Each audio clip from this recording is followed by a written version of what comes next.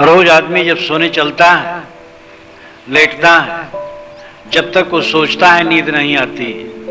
सोचना बंद होने लगता है, नींद आने लगती है। और सोचने का तागा टूटते टूटते सुषुप्ति गहरी होती जाती है। जब एकदम विस्मृत हो गई, पूरी नींद आ गई। जो आराम से शरीर छोड़ते हैं उनका ऐसे होता है।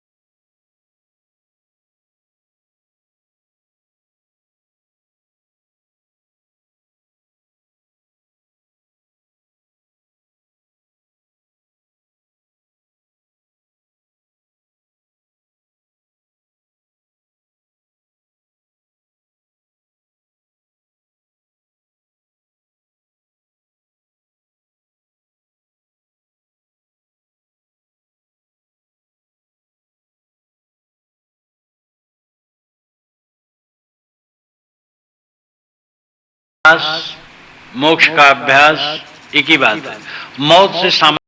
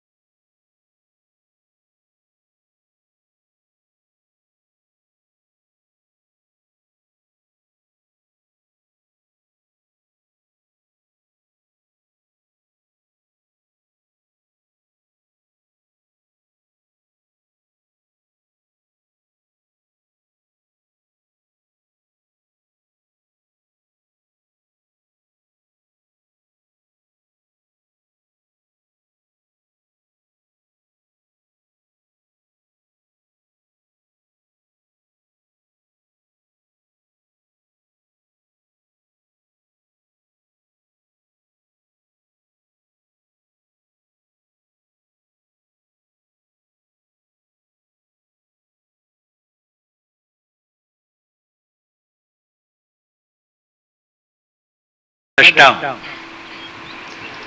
और एक आधार बनाकर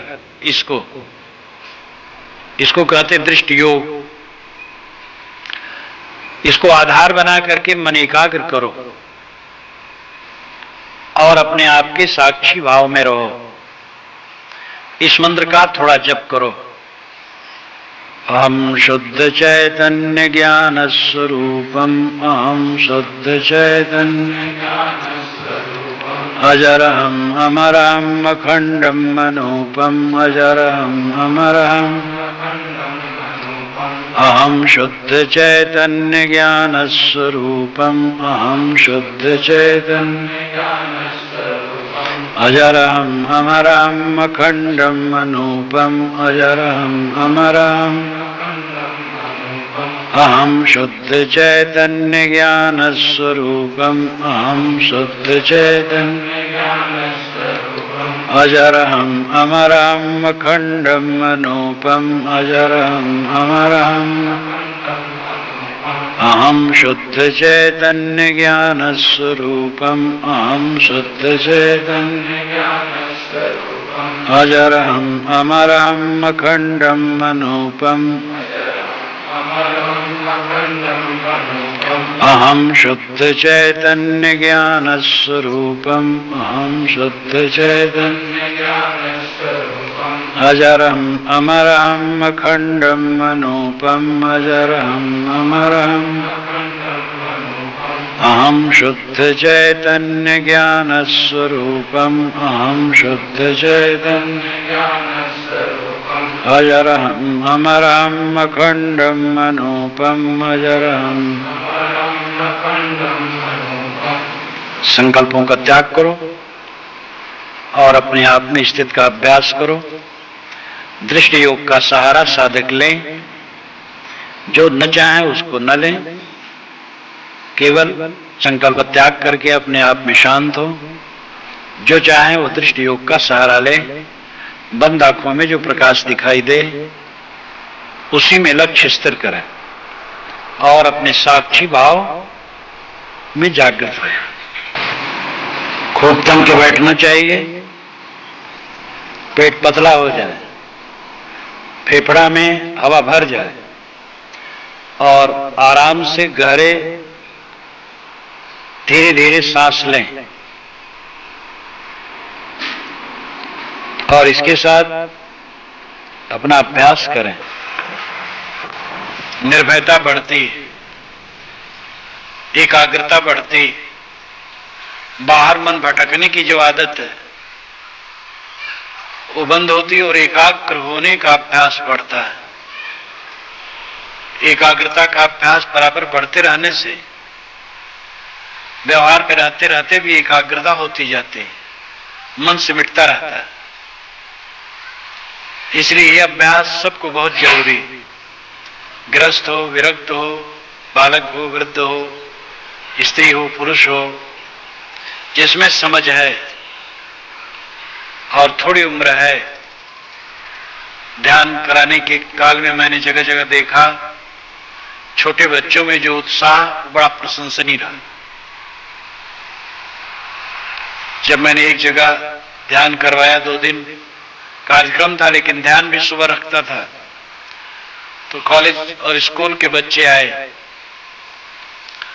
तो हमारे साथी ने कहा देखना चाहिए इनका कल उत्साह रहता कि नहीं। तो कल उससे ध्यान भी सुबह रखता था, तो कॉलेज और स्कूल के बच्चे आए। तो हमारे साथी ने कहा देखना चाहिए इनका कल उत्साह रहता कि नहीं। तो कल उससे और अधिक आए, जो थे वो आए ही और आए और से प्रशंसा किए। बच्चों में तो और ऊर्जा होती, इसलिए निराशा की कहीं कोई गुंजाइश नहीं। और कुछ कठिनाई आए, उस कठिनाई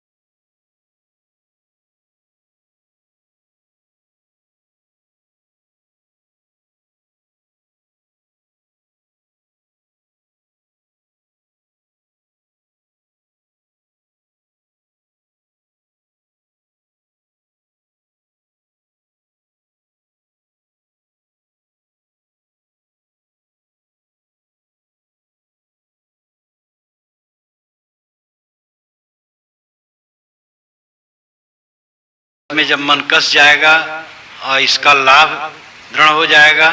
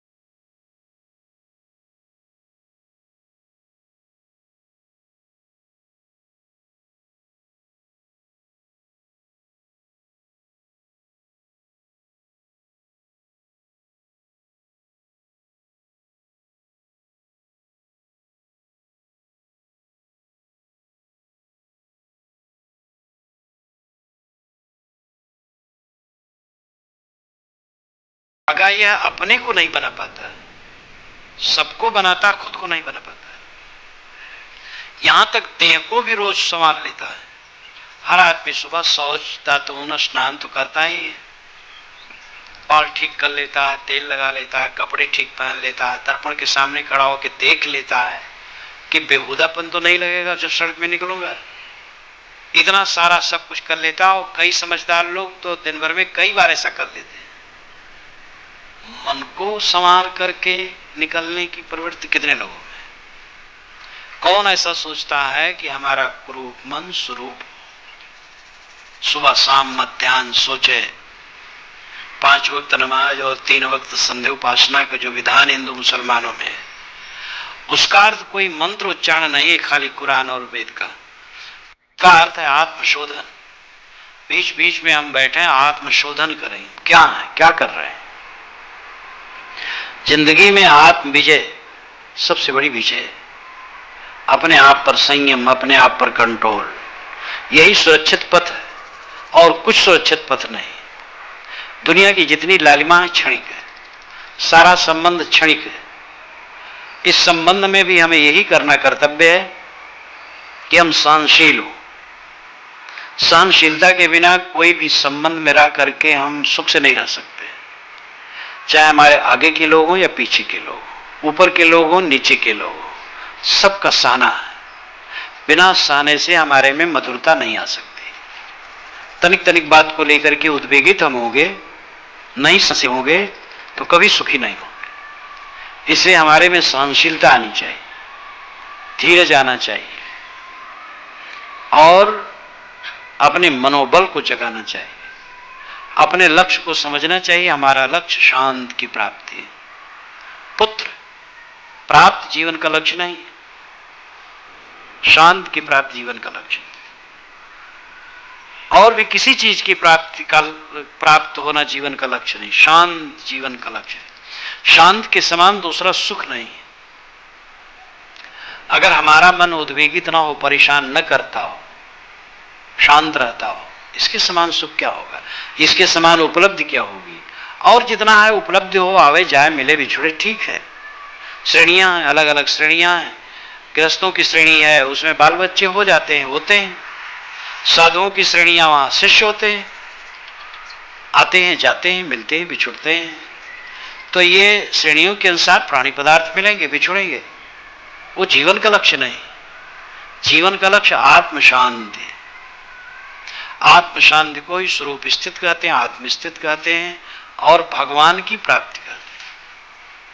कामोह का शोक, ये उपनिषद में कहा गया कि जिसको परम तत्व की अनुभूति हो गई उसको कहां मोह, कहां शोक। मोह शोक की निवृत्ति भगवान की प्राप्ति है। भगवान कोई वस्तु नहीं है जो मिले, भगवान शब्द है। आत्मा क्षेत्र दुक्त संयुक्त प्राकृत तैर्गुण, तैरेव तो विनिर्मुक्त परमात्मे तो उदाहरता। ये महाभारत का मंत्र है। मन जब तक विषयों में डूबा है वो क्षेत्रज्ञ साधारण जीव है, और जब निर्विषय हो गया वही परमात्मा। तो परमात्मा कोई मिलने की चीज नहीं है, बस जीवन को निखारना है, संयमित करना है और शांत दशा को अपनाना है। और रत्ती रत्ती करके इसमें चलने से ये लाभ होता है, एक बैग नहीं होता। ऐसी चीज भी नहीं है कि छोड़ो और चाहो वहां से उठा करके ले आओ। कोई घर छोड़ दे, घर छोड़ने से कार्य क्या होगा? जब तक कारण कारज की व्यवस्था ठीक न रहेगी तब तक काम नहीं होगा। अन्न फसल प्राप्त करने के लिए खेत चाहिए, उसकी कमाई चाहिए, ऋतु चाहिए, खाद पानी चाहिए, प्रतीक्षा करनी पड़ती है, हल बीज सारी चीजों के संपादन होने पर तब फसल होगी। आत्म शांति के लिए भी जितनी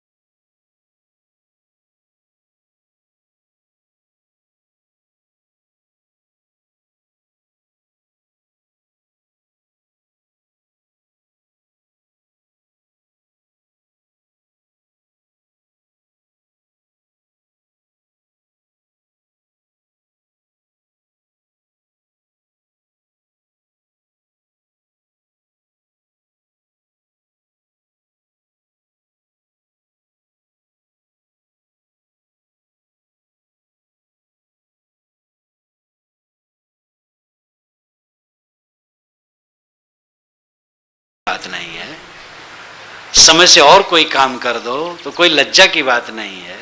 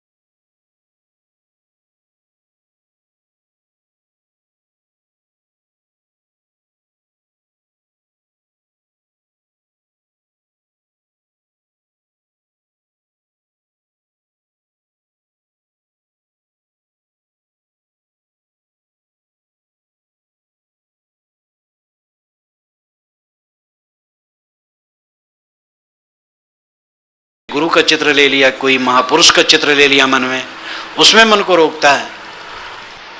लेकिन ये सब चीजें ज्योति, अंधकार, स्वर, नाद, सांस और नाद, ये सब पर दृष्टि रख करके मन निग्रह करना एक क्रिया योग का होता है। इसके आगे जो सूक्ष्म है वो है केवल मन को देखना और कुछ नहीं। ये समझना मैं साक्षी स्वरूप चैतन्य स्वरूप हूं और मन को देखना, मन क्या करता है और छोड़ते जाना। सावधानी रहती है तो मन निरस्त होता रहता है, सावधानी रहती है तो मन में बह जाता है। कोई ख्याल आया उसे में बह गया, वही सोच रहा है, तो 3 मिनट हो गए सोचते सोचते, फिर ख्याल आया अरे क्या करने बैठा हूं, तो रुक गया। जितनी सावधानी उतनी साधना, सावधानी ही साधना। सावधान होकर के मन को देखो, इसमें कठिनता लगती, लेकिन क्योंकि चंचल मन है, अनाद काल से भटका हुआ है, इस जीवन में कितना प्रपंच में राग करके मन चंचल हो गया, अब अंतर्मुख होने में बड़ा कठिन हो रहा है। कठोपनिषद में यमाचार्य ने 2 मंत्र एक साथ कहा, इसके लिए बड़ा बढ़िया। परांच खान वितरत स्वयंभू तस्मात् परांग पश्यत नान्तरात्मन कश्चित धीरा प्रतिज्ञात्मानमैक्षत आवृत चक्षु अमृतत्वमिच्छन् प्राचा कामानयन्ति बालास्ते मृत्योर्यन् वित्तस्य पाशम् अथ धीरामृतत्वं विदित्वा ध्रुवम ध्रुमस्वेश न प्रार्थयन्ते। प्रकृति ने इंद्रियों को बहिर्मुख बनाया है, इसलिए जीव हरदम बाहर को देखता है, नान्तरात्मन, अंतरात्मा को नहीं देखता है, अपने आप को नहीं देखता है। कश्चित धीरा प्रतिज्ञात्मानमैक्षत, कश्चित कोई धीरवान विवेकवान पुरुष प्रत्यक आत्मन ऐक्षत, प्रत्यक नाम भीतर आत्मन आत्मा को ऐक्षत नाम देखता है, यानी अपने आप को देखता है कि मैं कौन। क्यों देखता है, कैसे देखता है? आवृत चक्षु अमृतत्वमिच्छन्, अमरता की इच्छा करके, शांति की इच्छा करके, आंखों को बंद कर, आंखों को बंद कर लाक्षणिक करते इंद्रियों को समेट कर कल्याण की इच्छा से वो अंतरात्मा को देखता है। प्राचा कामानयन्ति बालास्ते, जो बाल बुद्धि के लोग हैं वे बाहरी भोगों की कामना में रात दिन दौड़ते रहते हैं। मृत्योर्यन् वित्तस्य पाशम्, चारों तरफ मृत्यु के जाल फैले और उसमें वे बीच ही में उलझ करके मर जाते हैं और कामना पूरी नहीं होती। अथ धीरामृतत्वं विदित्वा, परंतु अथ अब होता है, लेकिन स्थान भेद से अब यहां परंतु, अथ धीरा, परंतु धीरवान विवेकवान पुरुष अमृतत्वं विदित्वा, जिसको अमृतत्व का बोध है, अमर आत्मा और शांति का बोध है कि आत्म शांति ही जीवन का लक्ष्य है, तो अध्रुव में वे ध्रुव की इच्छा नहीं करते, क्योंकि जो बाहर के भोग हैं जिसमें हमारा मन दौड़ता है वो अध्रुव है, ध्रुव नहीं है। जवानी क्षणिक, अक्षणिक है, परिवार क्षणिक है, सारा सुख संयोग क्षणिक है, चहल पहल सब क्षणिक है। देखो मैं 100 दिन, करीब 98 दिन के कार्यक्रम में यहां से गया था 3 जनवरी को। 11 जनवरी को कोरबा में हमारा कार्यक्रम खत्म हुआ। 4 जनवरी को मेरा कार्यक्रम राजनांदगांव जिले में था, वहां से शुरू हुआ, वहां से भिलाई में, फिर वो होता रहा और कोरबा में समाप्त हुआ। इसके बीच में हजारों लोग मिले, कितनी चहल पहल मिली, कितनी भीड़ मिली, कितने प्रशंसक मिले, कितना पूजा सत्कार करने वाले मिले। अब कोई एक व्यक्ति उसका नहीं है, इसमें क्या रखा है? जो कुछ मिलता है छूट जाता है, ये पक्का है। ये दृष्टि जिसके सदैव सामने रहती है वो कभी विचलित नहीं होता, व्यामोहित नहीं होता है। जानते तो हम सब हैं, लेकिन उस दृष्टि को निरंतर बनाए रखने से तब चरितार्थता होती है, एक बार जान लेने से नहीं। जानना जब निरंतर रहे, हर समय जाने,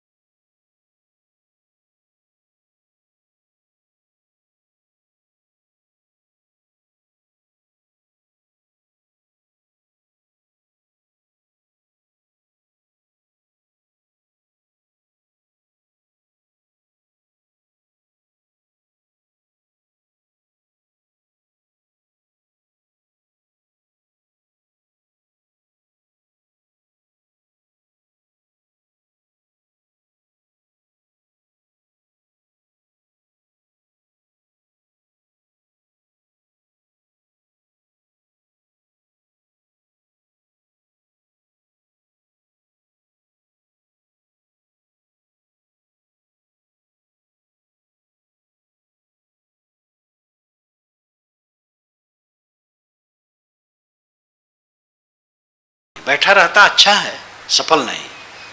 जैसे ध्यान से उठ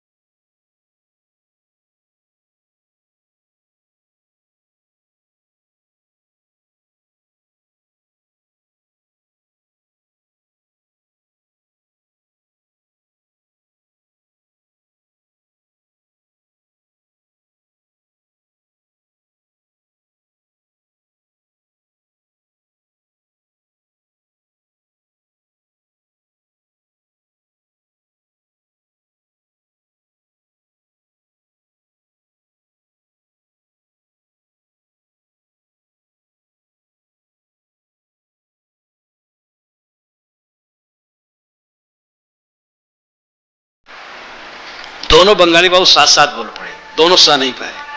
क्या आपका पूरा रिजर्वेशन है? तो जाइए पूरे में अलग, ये तो महात्माओं का रिजर्वेशन है।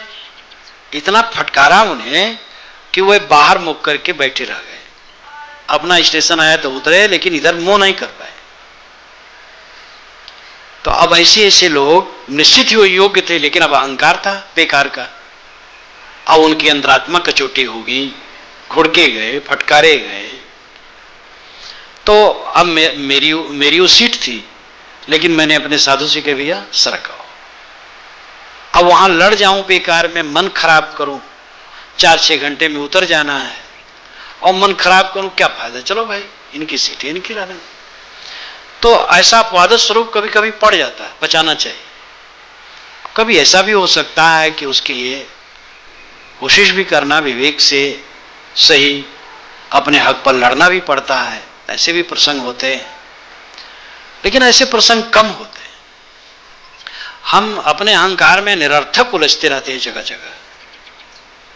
तो ममता, शुद्ध ममता व्यवहार के लिए उचित है, अति ममता गलत है, अविवेक पूर्वक ममता गलत है।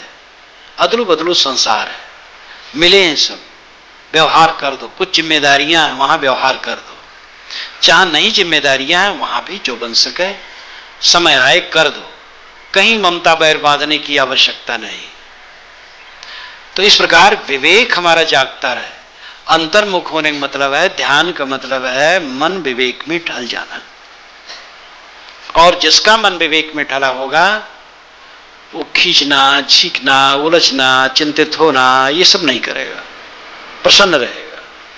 मन पर चिंता का बोझ नहीं रखेगा, राग द्वेष का बोझ नहीं रखेगा, और वो हल्का फुल्का रहेगा, आनंदित रहेगा। मैंने आपसे कहा था कि जीवन और जीवन का उद्देश्य कम लोग समझते हैं, बहुत कम लोग। जीते जाते हैं, घसीटते हुए जीते चले जा रहे हैं, खाते जा रहे हैं, सोते जा रहे हैं, जागते जा रहे हैं, काम धंधा करते जा रहे हैं, राग द्वेष, हर्ष शोक आनंद लाभ, रोना गाना, हंसना बोलना करते जा रहे हैं। न जीवन समझते हैं, न जीवन के उद्देश्य को समझते हैं।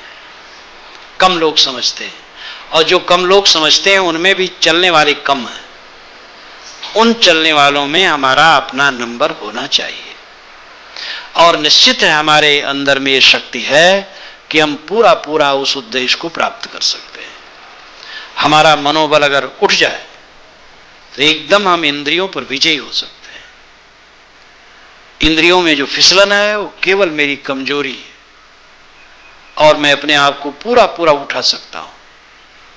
और जो अपने पर संयम कर लेता है, जिसकी वाणी में संयम है, मीठा और अहंकार रहित बोलता है। वाणी में बड़ी जरूरत है, अत्यंत निर्वाणता पूर्वक मीठा वचन बोले, और कहीं भी व्यवहार में नहीं उलझता है, विवेक से चलता है। तो निश्चित है सेवा स्वाध्याय साधना द्वारा वो अंतर्मुखता प्राप्त करेगा। और जीवन में परम फल शांति, शांत से जीवन व्यतीत हो। शांति महासुख है। भात के साथ, रोटी के साथ नमक मिले और शांति हो तो बहुत बड़ा जानो मोहन भोग है। और सब पदार्थों मन उलझाओ तो बिल्कुल सब नरक है। इसलिए हमारे जीवन का फल शांति है। शांति के समान दूसरा सुख नहीं, और यही मोक्ष है। मोह का अच्छा ही मोक्ष है। इसलिए हम जीवन को समझें और जीवन के उद्देश्य को समझें और उस पर चलने के लिए प्रयत्न करें। इन्हीं वचनों के साथ मैं अपनी वाणी को विराम देता हूं।